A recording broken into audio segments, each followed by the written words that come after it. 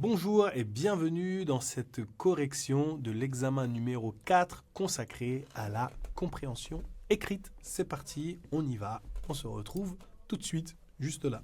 Alors, exercice 1, question numéro 1. On y va. La force d'Amazon, c'est son tarif. En effet, Amazon peut se permettre de vendre des produits à très bas prix. Donc voilà, c'est ce qui fait la force d'Amazon. On ne parle pas de son service parce que son service peut être similaire chez les commerçants.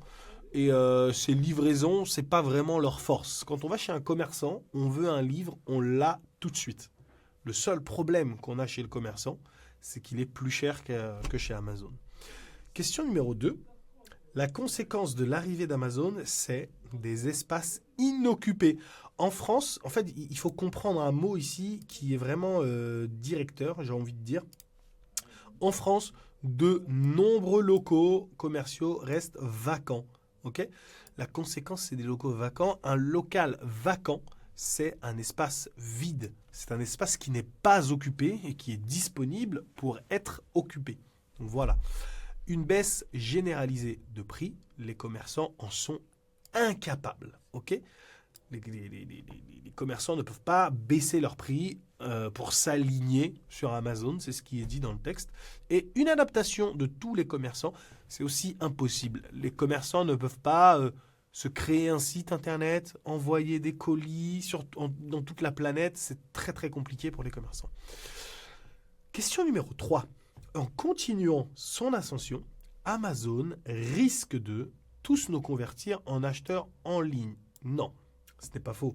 C'est de devenir le seul fournisseur pour tous. Il pourrait se retrouver dépendant d'un seul acteur. Et aussi, on a transformé certains emplois. Non, il va en supprimer certains emplois. Ok ? Donc voilà la réponse en fait qui est devenir un seul fournisseur pour tous. Là on dit bien il risque de. Voilà, c'est un risque dont on parle. Ensuite on a la solution contre la domination d'Amazon serait de limiter les interventions d'Amazon Web Services. En fait Amazon peut se permettre de vendre vraiment pas cher avec tous les services qu'ils vont. Ça veut dire qu'ils ont leur application, ils envoient les colis, ils permettent d'imprimer des livres, par exemple le mien, et de l'envoyer chez vous, le livre. Tout ça, pourquoi ? Parce que Amazon Web Services paye les potentielles pertes d'Amazon tout simplement. Donc voilà, et s'ils limitaient ça, ils vont peut-être limiter le pouvoir qu'Amazon a tout simplement sur les autres. Donc on n'a pas parlé d'interdire Amazon Web Services en France, c'est plutôt limiter et séparer Amazon de Amazon Web Services. Après on a proposé des prix plus équitables. Ce n'est pas non plus proposé. Amazon met les prix qu'ils veulent, tout simplement. Ensuite, on a l'exercice numéro 1, question numéro 5. Le gouvernement cherche des solutions. C'est vrai.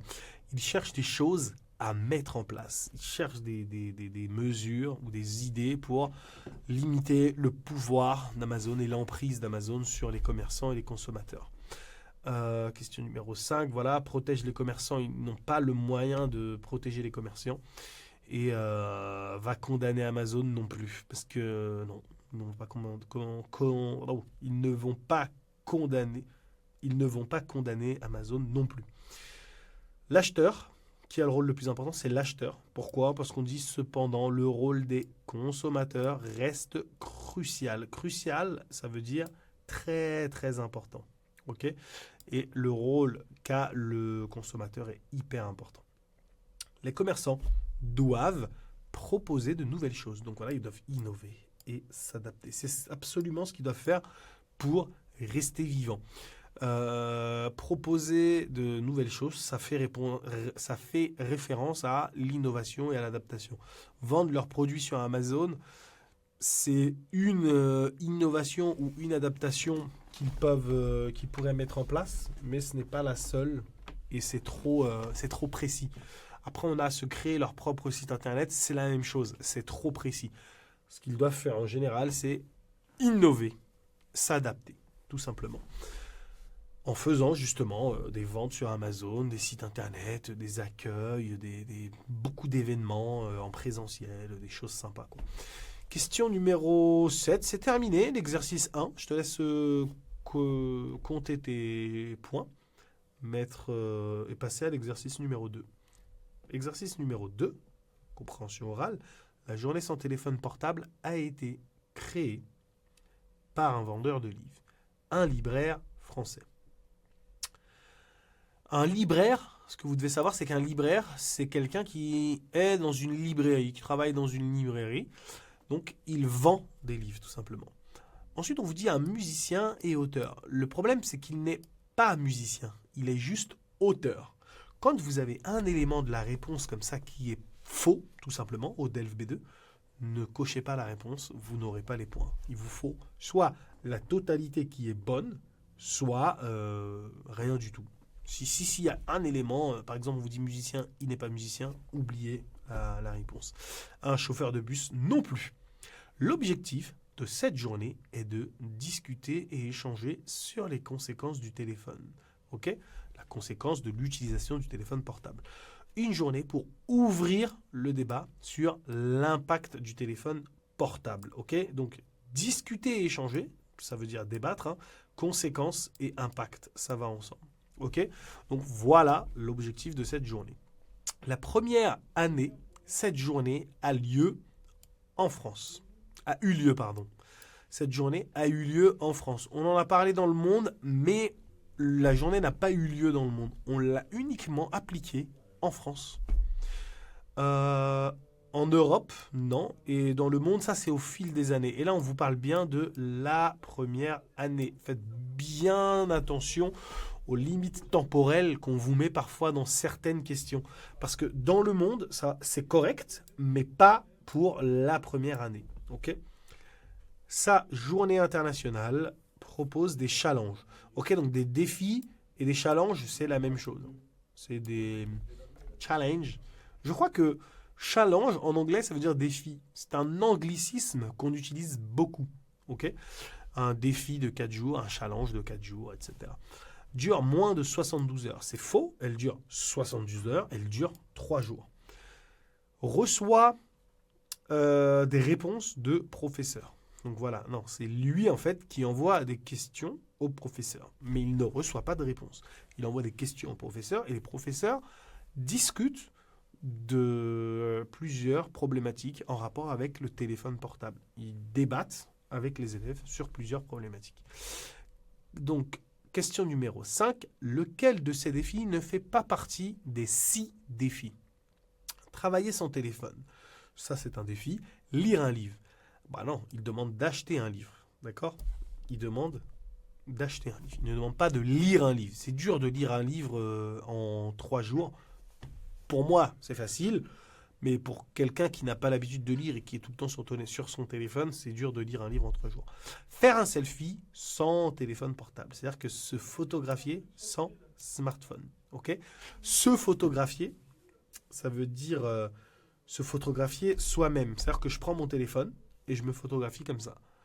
Photographier quelqu'un, ça veut dire faire la photo de quelqu'un. Ce n'est pas un selfie.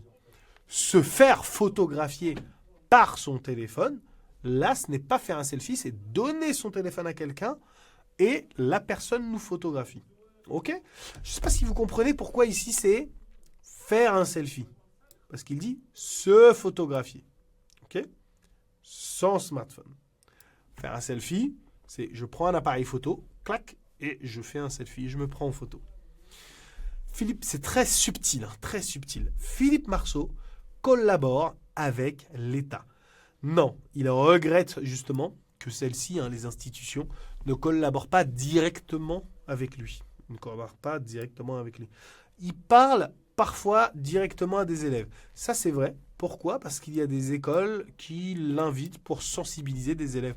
Et quand on l'invite quelqu'un pour sensibiliser des élèves, il arrive dans l'école, il est en face des élèves, soit il fait une conférence, soit il discute avec eux, il crée des débats, mais il parle, vous voyez, directement avec les élèves. Okay ? Directement ici à des élèves. Okay ? Parce qu'il l'invite pour sensibiliser. Et c'est pas en visio ou avec un article, c'est directement. Pense à augmenter les ventes de son livre pendant ces journées. Ça, c'est les gens qui croient ça. Vous savez, les gens mal pensants pensent « Ah, il fait cette journée du téléphone pour vendre ses livres, etc. etc. » Donc non, ce n'est pas ça. C'est faux. Le but de cette initiative est une prise de conscience. Okay, on va réfléchir à l'usage de cet outil omniprésent. On va prendre conscience des conséquences en débattant de tout ça. Une baisse de notre utilisation, pas forcément. Peut-être une meilleure utilisation, oui. Et une augmentation de la lecture, pas forcément. On va essayer de susciter de l'intérêt vers d'autres moyens d'occuper son temps tout simplement. Voilà pour l'exercice 2. L'exercice numéro 3. La semaine de 4 jours améliore la vie quotidienne. Qui a dit ça? Émilie. Il y a une nette différence dans ma qualité de vie. Ma qualité de vie, c'est la vie quotidienne qui s'améliore tout simplement. Cela peut poser des problèmes de performance dans le marché mondial. C'est Thomas. On risque de perdre en compétitivité. En fait, la compétitivité, ce que ça veut dire, c'est les compétences, on va dire, de la France, les qualités de la France, les performances de la France par rapport à d'autres pays. Si la France arrive à vendre des voitures, arrive à les fabriquer rapidement, elle va avoir une belle compétitivité. Mais si la France a des employés qui font 4 jours dans la semaine, en Allemagne, en Espagne, où les employés font 5 jours, on aura une meilleure compétitivité parce qu'on pourra produire plus qu'en France, tout simplement. Il est nécessaire, c'est pour ça qu'en fait, là, on dit de performance dans le marché mondial, c'est la compétitivité qui a un rapport avec le marché mondial. Il faut vraiment comprendre le mot compétitivité. Il est nécessaire de trouver un équilibre pour éviter d'être débordé. C'est clair, elle dit réduire le temps de travail, mais cela ne doit pas signifier une surcharge. En fait, surcharge, en fait, va avec être débordé. Quand on est débordé, c'est quand on a une surcharge de travail. Une surcharge de travail, ça veut dire avoir trop de travail, d'accord? Donc, il est nécessaire de trouver un équilibre, d'accord? Donc, réduire peut-être le temps de travail. Mais ça ne signifie pas être une surcharge, tout simplement. Cela signifie, mais pas si cela signifie une surcharge. Donc voilà, pour éviter d'être débordé. C'est une mesure positive pour l'harmonie vie-boulot. En fait, là, vous devez comprendre que boulot, c'est un mot qu'on utilise beaucoup dans le langage courant en France. Dans des livres, quand vous regardez la télévision, vous regardez les informations, vous regardez des films, des séries, on utilise beaucoup ce mot boulot. Je vais au boulot, je cherche du boulot, etc. Donc vous devez comprendre ce mot-là. Et elle dit l'harmonie vie, en fait vie et boulot, c'est-à-dire que vie professionnelle et vie personnelle. Ici, vie, là, c'est la vie personnelle. Et là, boulot, c'est la vie professionnelle. Okay, donc, équilibrer vie professionnelle et vie personnelle. Et l'harmonie, c'est l'équilibre. Okay? Question numéro 5. Il ne faut pas l'appliquer de manière universelle. C'est Thomas qui dit ça. Il ne devrait pas être généralisé. Okay? Généralisé, universel. La conséquence de cette mesure dépend du domaine professionnel. Il faut étudier son impact sur chaque secteur. En fait, un secteur, ça peut être l'éducation, ça peut être le bâtiment, travaux publics, ça peut être beaucoup de choses différentes, en fait. Ça peut être la sécurité, etc. Et en fait, selon le secteur, on pourrait l'appliquer et selon le secteur, on pourrait ne pas l'appliquer. Donc, ça dépend du domaine professionnel. Donc, il faut étudier son impact, étudier son impact sur chaque secteur. Il faut étudier les conséquences de ce truc-là sur chaque domaine professionnel pour savoir si c'est une bonne chose ou non. Donc voilà, je te laisse mettre ta note ici, là, un petit point. Là, tu as les notes, tu mets le point. Et mettre 5 étoiles sur Amazon. Merci beaucoup. Merci beaucoup. On se dit à très bientôt pour l'examen numéro 5. Est-ce que c'était pas trop dur d'avoir ton livre et de tourner les pages comme ça, là, à chaque fois pour lire pour la compréhension écrite, hein. Normalement, tu devais être comme ça. Tu regardes les questions, tu regardes les réponses. Voilà, quoi. C'était un peu difficile. Donc là, ouais, vous voyez, il y a les élèves qui parlent, enfin les gens qui parlent, et ensuite on tourne. Enfin bref. Voilà, dis-moi si c'était pas difficile, mais peut-être qu'à ton examen, tu devras tourner des pages. Donc, dans le doute, on te fait tourner des pages ici avec ton livre. Ok? Allez, à la prochaine pour la prochaine vidéo de correction.